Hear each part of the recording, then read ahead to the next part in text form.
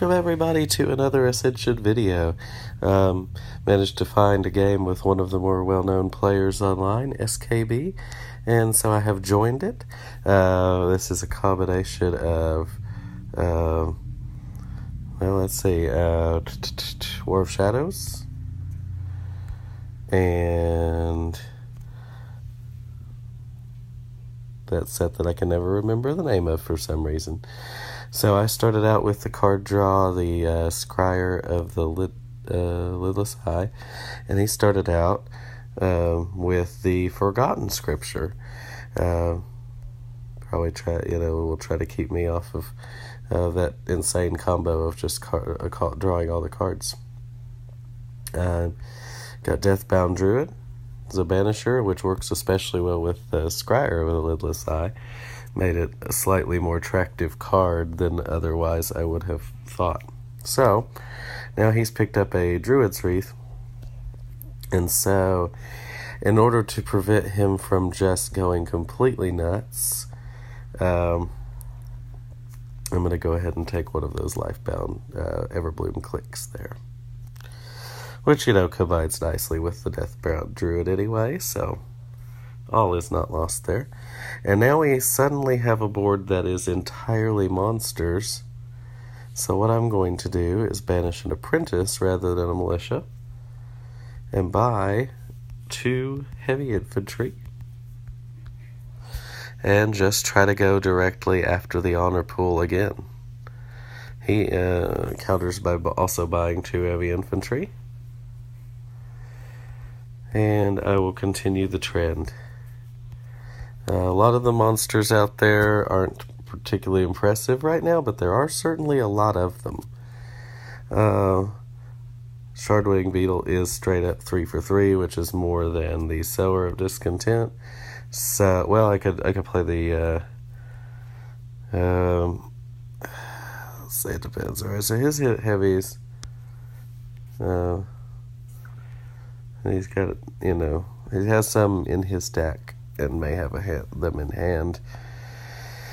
So he may be able to beat one of these monsters as well. I'm going to go ahead and take the Shardwing. I was debating whether I wanted to try to make it nighttime for Light of False Hope or not. Still pretty undetermined whether, how that's going to play out. I took one day card, but there's still another day card out there, so.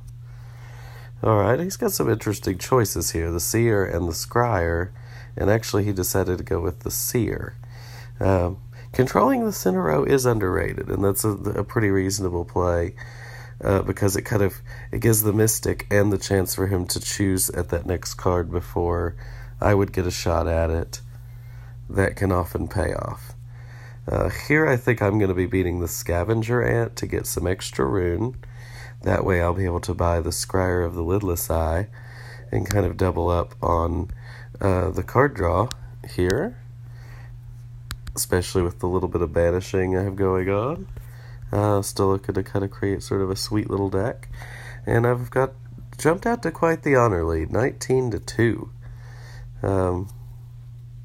So things going pretty well so far. He's got a couple of constructs over there, but neither of them are really doing anything yet. So now I have an option between drawing 2 cards or banishing 2 cards from the discard pile. This is a very conditional card, and right now I happen to meet the condition where I can banish 1 card. I think because of the huge lead I've already jumped out to, I want to just continue to put the pressure on. And I'm actually going to take this and draw some cards and try to get back to some of these, the honor-eating cards and card draw cards that I have in my discard pile a little bit quicker. Had I had 2 cards to banish, I might have done that.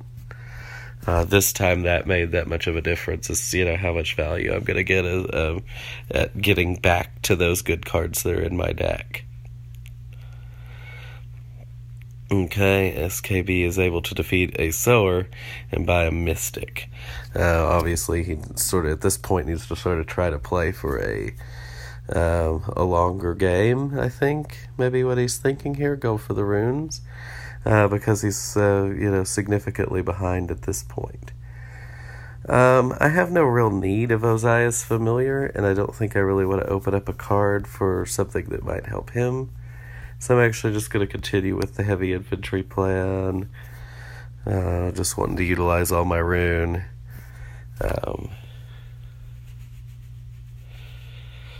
Because we're kind of coming down towards the point that, there's not going to actually be that many more turns in this game. Especially if I keep drawing hands with 8 heavy infantry in them, and there continue to be monsters on the board. So, the Sower really is only a 6 for 5 right now.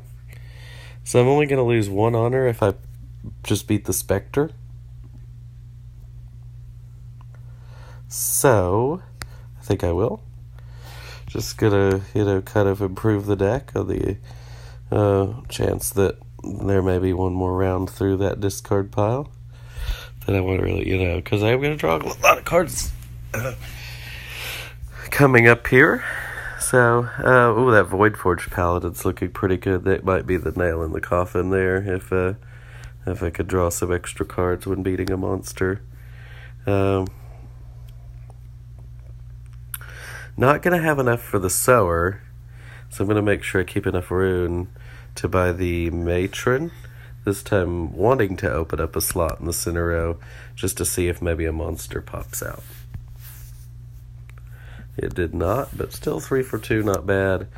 And I'm going to beat 2 cultists, and that's going to end my turn. Pretty, the lead has only increased. Now he has flipped the into the Verdant Crown, the Lifebound card. This is a Druid's Wreath into the Verdant Crown. So, we were definitely still in kind of a rush to finish this one off at this point, so nothing I could buy in the center row, no matter how many of my 2 runes I keep, so, and I did not pay attention that I could buy Ishla, but I don't think I'm going to draw it anyway, and it's not worth any more honor than beating 3 cultists. So in this case, just the cultist kills, make sure the game ends, and should be fine. So this is, again, sort of a fast one.